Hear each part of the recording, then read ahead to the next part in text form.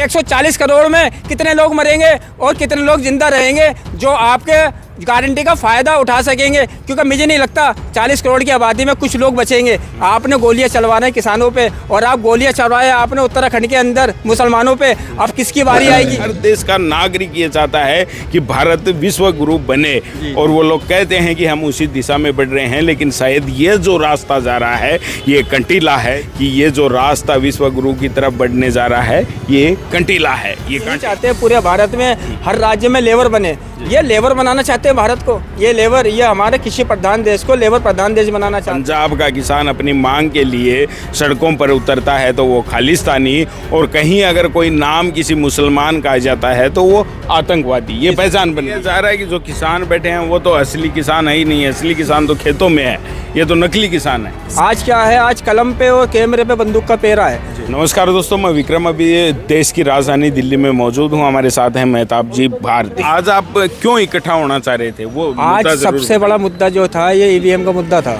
हमारी ईवीएम पे खोलती, हमारा यहाँ आने का जो मकसद ये था कि हमें यहाँ पे आने के बाद में अपनी बात रख सकें और जो हमारी बात किसी भी जरिए से उस गूंगी बेरी सरकार तक नहीं पहुंच रही है अपनी आवाज़ पहुंचा सकें। तो भारत के अंदर जब इन्होंने एक जगह दे दी है हमें, ये दिल्ली बताते हैं, दिल्ली जो है ना पूरे भारत की राजधानी है और दिल्ली के अंदर एक जंतर मंतर ऐसी जगह है जहाँ पे अपनी बात रख सकते हैं। लेकिन यहाँ आने के पता चला, मैं अंदर गया जब पुलिस वालों ने ये बताया कि 12 मार्च तक के लिए यहाँ पे जो है परमिशन नहीं है। मतलब जिस प्रोटेस्ट साइट को अपनी आवाज़ रखने के लिए, अपना प्रदर्शन सरकार के खिलाफ करने के लिए जो जगह तय की गई थी वहाँ भी आपको जाने नहीं दिया। सर मैं ये कहना यही चाहता हूँ कि सरकार इतनी डरी सरकार है, सेमी सरकार है। जब सरकार को अपने ऊपर भरोसा है कि हम जो 400 पार जाएंगे अब की बार, मोदी जी का ये नारा है, मोदी जी कहते हैं, मुझे शर्म भी आ रही है क्योंकि मैं उन्हें सम्मान दे रहा हूँ, लेकिन मैं उन्हें सम्मान जो दे रहा हूँ वो एक भारत के प्रधानमंत्री हैं और इस वजह से उन्हें सम्मान देना पड़ रहा है मुझे।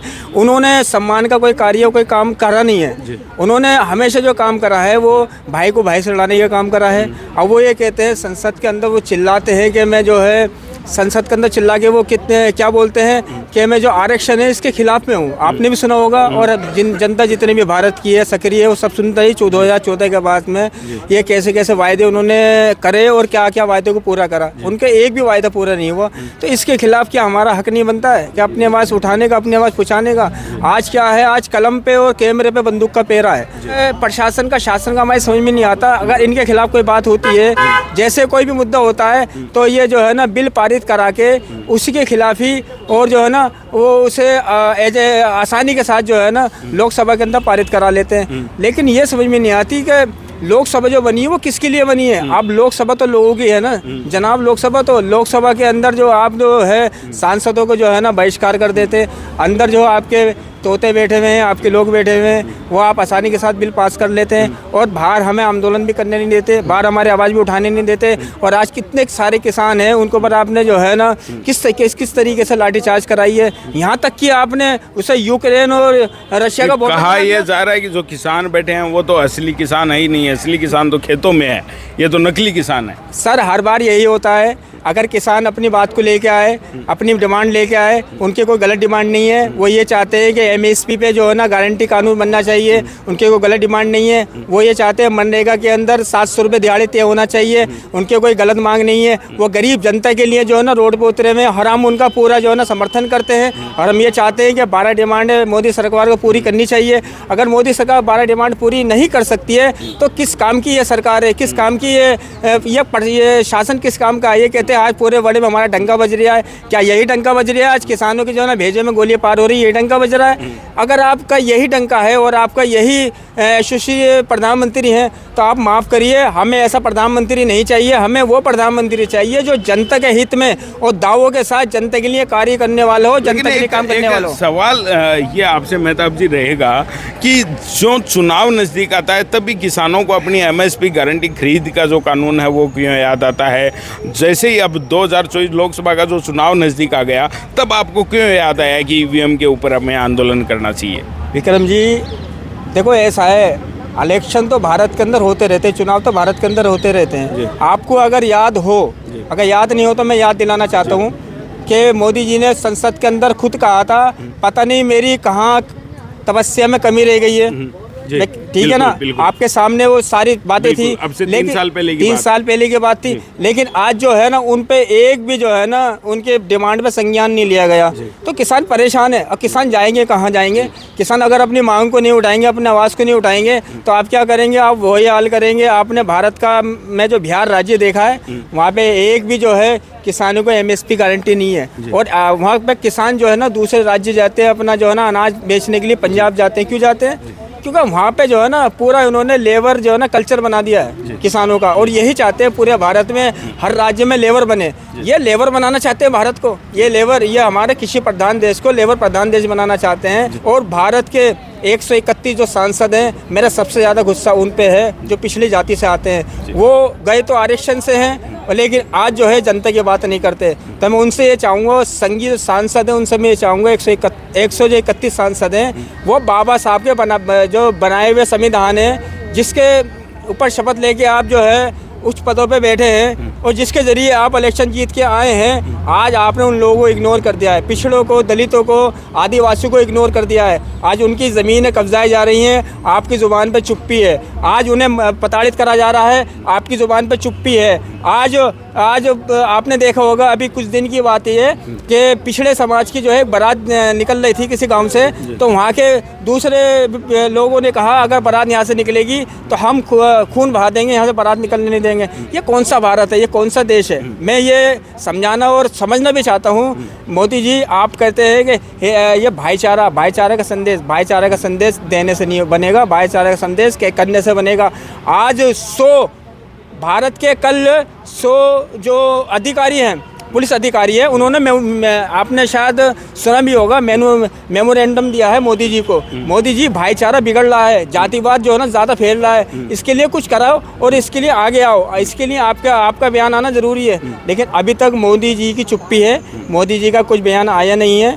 क्योंकि इसी तरीके से आपने देखा होगा 2014 के बाद में 4 सुप्रीम कोर्ट के वक्ताओं ने, 4 वकील बड़े, उन्होंने ये कहा था कि अब डेमोक्रेसी जो है ना फिसलती जा रही है। क्योंकि फैसले जो हो रहे हैं ना, वो फैसले न्याय के हक में नहीं हो रहे, वो फैसले अधिकार के हक में नहीं हो रहे, वो फैसले अन्याय के हक में हो रहे हैं। आप मैं सिर्फ एक बात ये पूछना चाहता हूँ, भारत के अंदर 140 करोड़ लोग रहते हैं और ये डेमोक्रेसी कहा जाता है हमारे भारत को।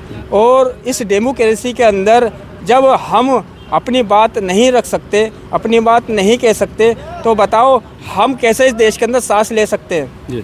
अगर हम कोई किसानों का साथ देते हैं तो हमें बताया जाता है खालिस्तानी है, और अगर हम कोई मुसलमान का साथ देते हैं तो हमें बताया जाता है ये आतंकवादी है, और हम किसी अगर दलित का साथ देते हैं तो हमें तो आप जो है ना पिछड़ा समझ के मारते हैं। ये कब तक चलेगा?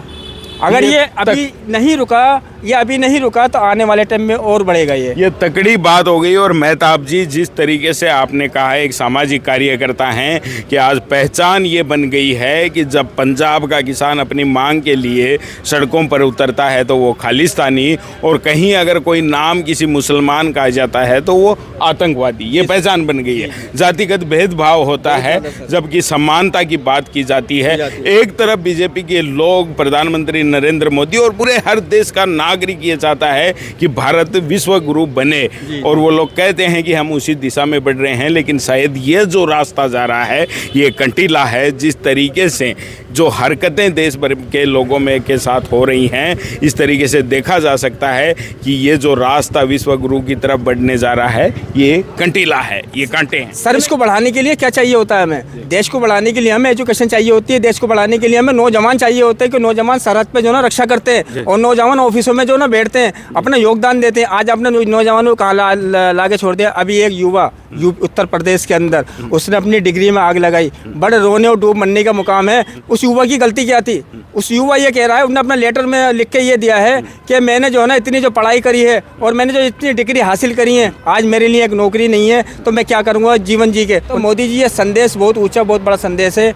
आपने ढिंढोरा तो पूरे देश के अंदर विश्व गुरु का पीट दिया है, लेकिन आज यहाँ पे जो है ना पढ़ा लिखा व्यक्ति मरने को मजबूर है, क्योंकि उसके लिए जो है नौकरी नहीं है। उसके लिए जो है ना नौकरी का जो है ना वायदा आपने करा था 2 करोड़ नौकरी का, लेकिन उसके लिए आज नौकरियां नहीं है। आप जो करना चाहते हैं ना वो काम करें, क्योंकि डेमोक्रेसी का काम मकसद ही ये होता है, आप जो वायदे में सरकार में आए थे वो वायदा आप पूरा करें। 2014 में आप आए थे, 19 में भी आप आए, अब 24 में भी आप कह रहे हैं अब की बार 400 पार। लेकिन ये कौन सा जुमला होगा अब की बार 400 पार? इसके अंदर एक आपने जो गारंटी का शब्द लिया है वो हमें गारंटी बता दें कि 140 करोड़ में कितने लोग मरेंगे और कितने लोग जिंदा रहेंगे जो आपके गारंटी का फ़ायदा उठा सकेंगे। क्योंकि मुझे नहीं लगता 40 करोड़ की आबादी में कुछ लोग बचेंगे। आपने गोलियां चलवाना है किसानों पे और आप गोलियां चलवाए आपने उत्तराखंड के अंदर मुसलमानों पे। अब किसकी बारी आएगी? दलित भी पिछ रहा है, पिछड़ा भी पिछ रहा है, सरदार भी पिछ रहा है, ईसाइयों को भी आपने देखा होगा वो पिछ रहे हैं वो। लेकिन चंद लोग जो है ना, मुट्ठी भर लोग या पूरे देश पे कब्जा करके बैठे हैं। मैं आंखें खोलना चाहूँगा अपने पिछड़े समाज से, दलित समाज के, ST समाज से, मुसलमानों से कि सब एकजुट हो जाओ। और ये कुछ जो लोग हैं, जो आर्यन लोग हैं, जो बाहर से आए थे हमारे देश पे, इन्होंने कब्जा करा, इन्हें हमें भगाना है और देश के अंदर वही लोकशाही लेके आनी है जो लोकशाही पहले थी। लोकतंत्र था हमारे भारत के अंदर। हर जीवन वापिन बंदा आपने अपनी मर्जी से करता था, बाहर निकलने में उसे खतरा नहीं था। आज हम बाहर निकल के जाएं तो हमारी जान महफूज नहीं है, हमारी बच्चे बाहर निकल के जाएं तो वो महफूज नहीं है। तो इस डेमोक्रेसी को हमें नहीं चाहिए, हमें वो डेमोक्रेसी चाहिए जो आज़ादी के साथ हम अपना सांस ले सकें। Thank ji, you. बहुत धन्यवाद मेहताब जी।